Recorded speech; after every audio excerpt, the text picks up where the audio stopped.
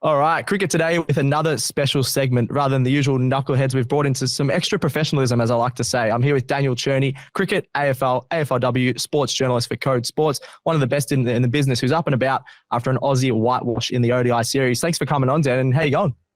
Good to be with you, Liam. You're going well yourself? Yeah, going really well, really well. Especially the Aussies did really well. Bit sad for the West Indies in that last ODI, but hopefully they can bounce back in these 2020s and make a really good series there. I'm going to get into some questions if you don't mind. After the shocking performance the other day from that final ODI from the West Indies was a little bit embarrassing. It felt a bit bad for them. Quickest ODI in Australia ever, obviously. Can this West Indies side still build into something strong? Are they just lacking a bit of experience? What are your thoughts on that? It's a good question. I sort of had a closer look at their squad afterwards, and it's not as though, if this was a team full of guys in their early 20s, you'd think, maybe they can grow in. But yeah, I know they had Teddy Bishop, who made his debut the other day, and it was pretty forgettable. I know. Debut, both on a personal and a team front.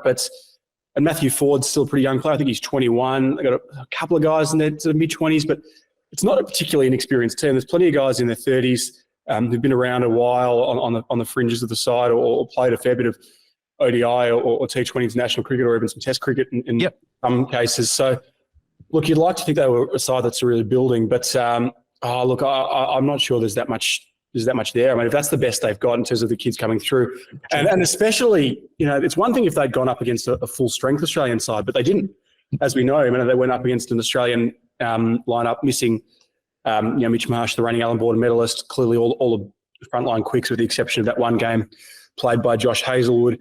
Yep. No Glenn Maxwell. Clearly, Travis Head sat out the last couple of games. David Warner's retired. So this is not the World Cup winning 11. Quite significantly different side. And to be beaten as badly as they were. I know, it's horrible.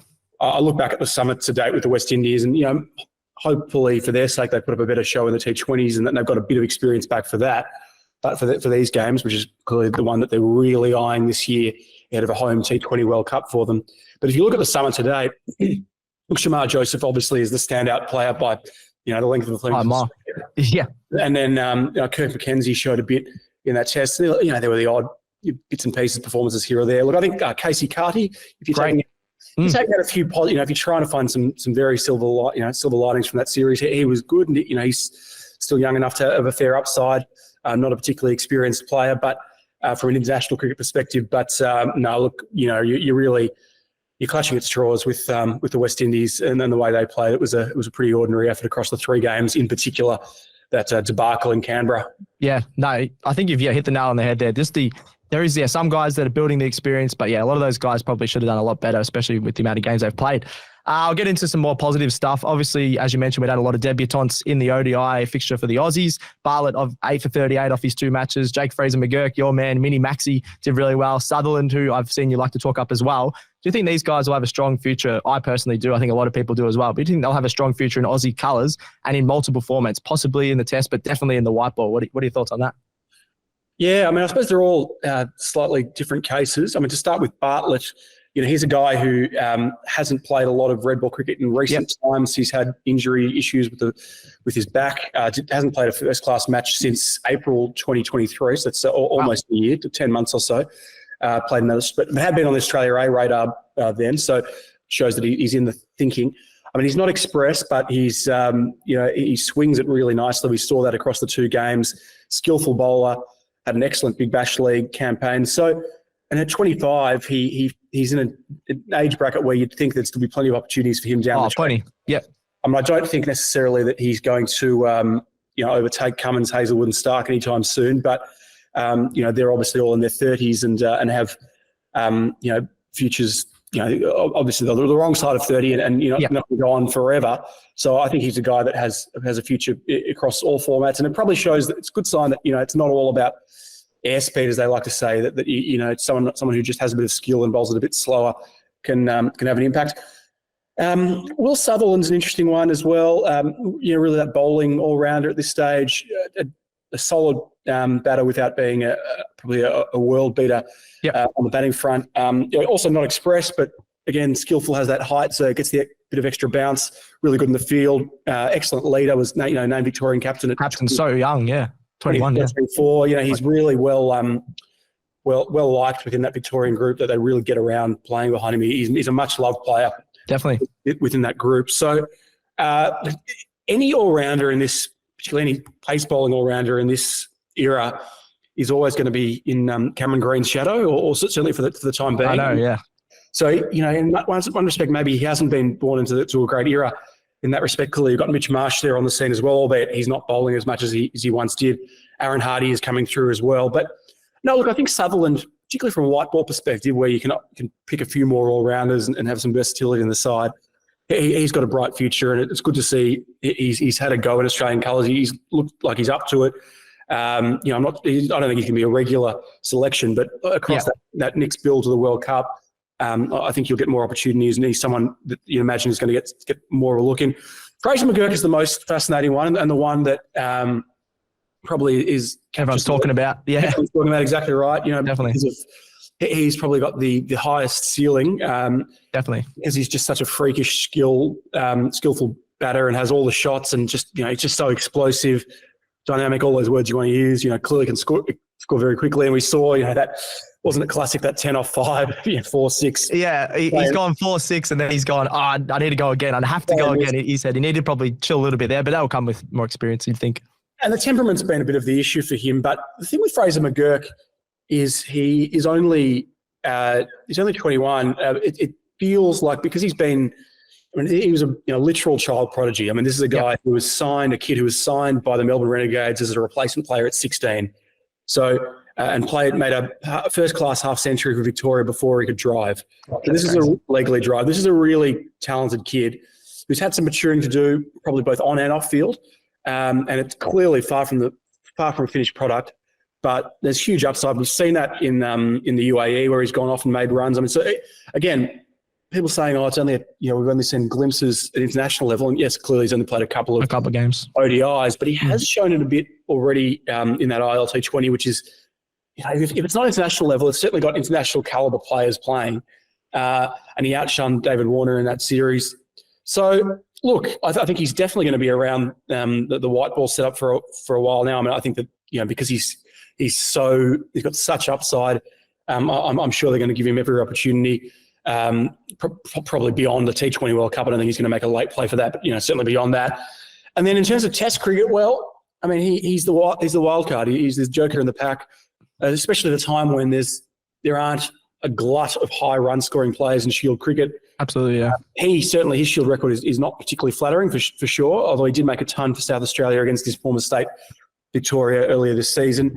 So he's the kind of guy where I feel like they wouldn't need to see a lot from him in Shield cricket before considering maybe giving him a go, because they reckon, I could see them thinking this guy has something different, which very few players have, can take games away from other teams. The David Warner comparison is an easy one to make, and maybe a bit of, it's an understandable one to make. Warner had shown a bit in first-class cricket before he played in Test cricket, but not a hell of a lot. I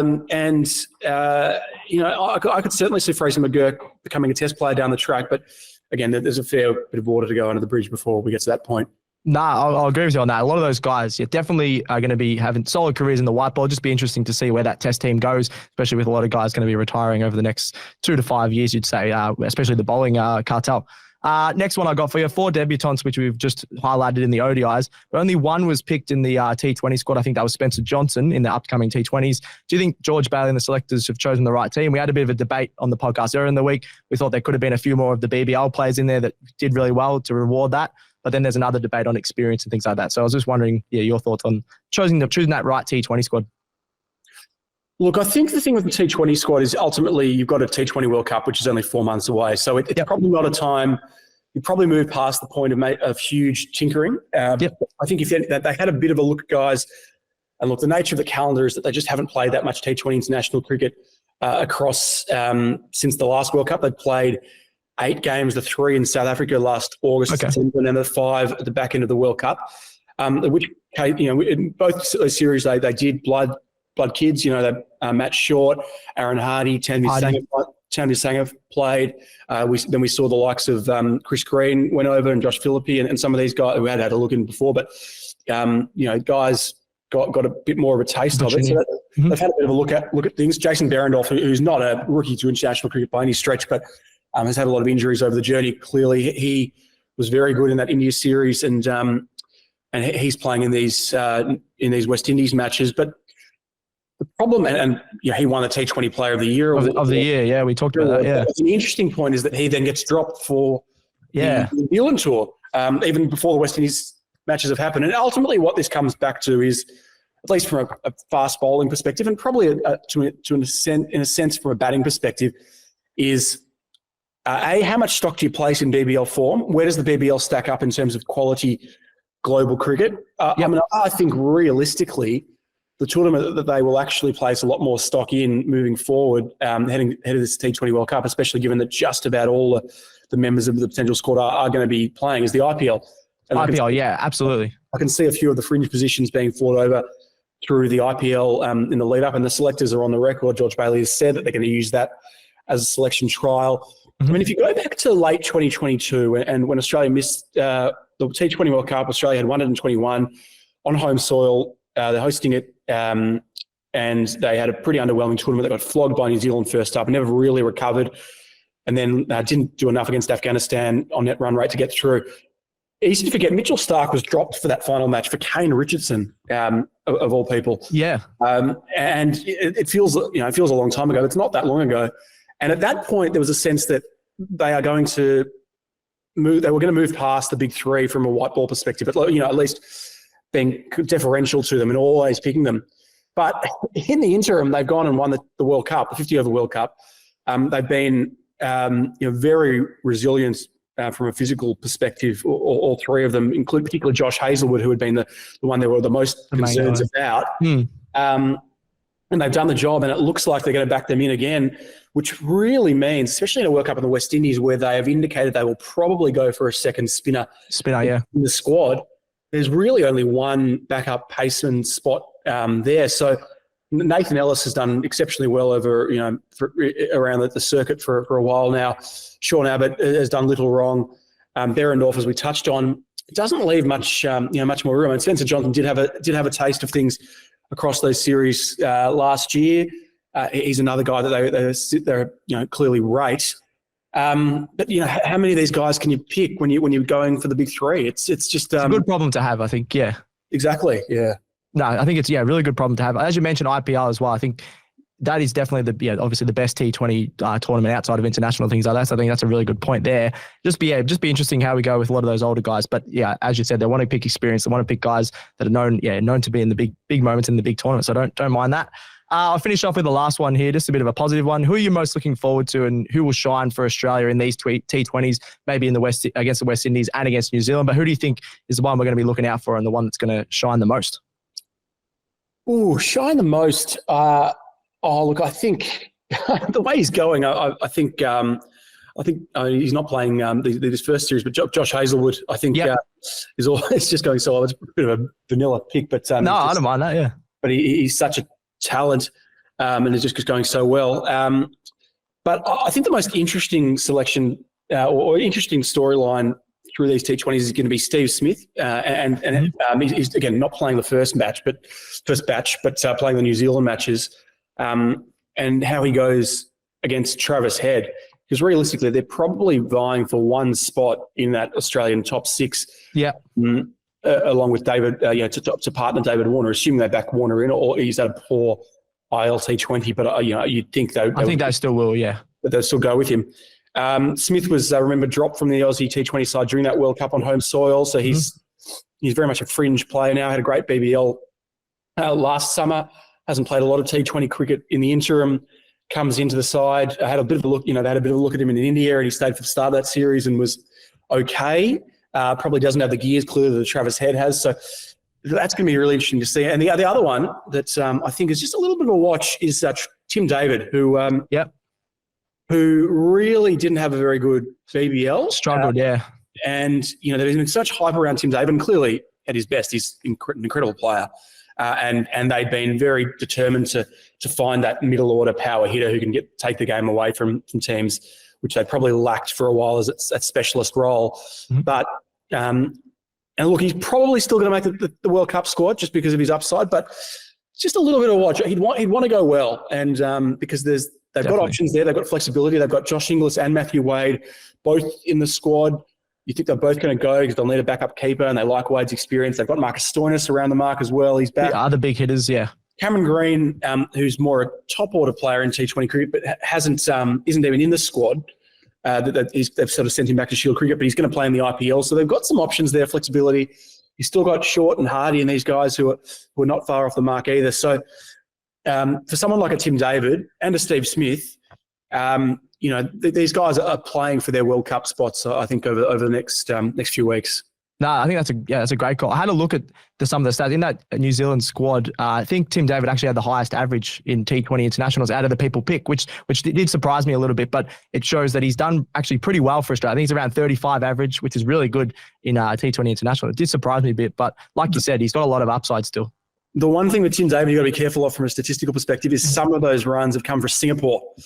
Yes, true, actually. Yeah, he did play for them. I couldn't tell you exactly what I completely forgot about that. Yeah, good call. But it's a good way to bolster your averages playing for Singapore against with respect to some of the lower Asian nations. So, but look, even so, he's shown he's capable at the top level. And again, just to go back to that earlier point, I think, I'm not sure we read that much. I don't know how much we read into these West Indies matches compared to say how much they would read into the IPL or the New Zealand matches. I mean, ultimately you can only play you're playing, but realistically, I think the attacks they're going to face in India, especially in the conditions probably more similar to what they're going to get in the West Indies compared to what they're going to get in Perth in February against the West Indies. So definitely. Anyway, interesting. Yeah, no, very interesting. Very interesting. Yeah, made some really good points there. I think that's it. So check out Daniel Cherny on Code Sports. Some great articles at the moment, all over Twitter as well, at Daniel Cherny. Thanks for coming on, Dan. That was good fun. Always is, Liam. Good to be with you.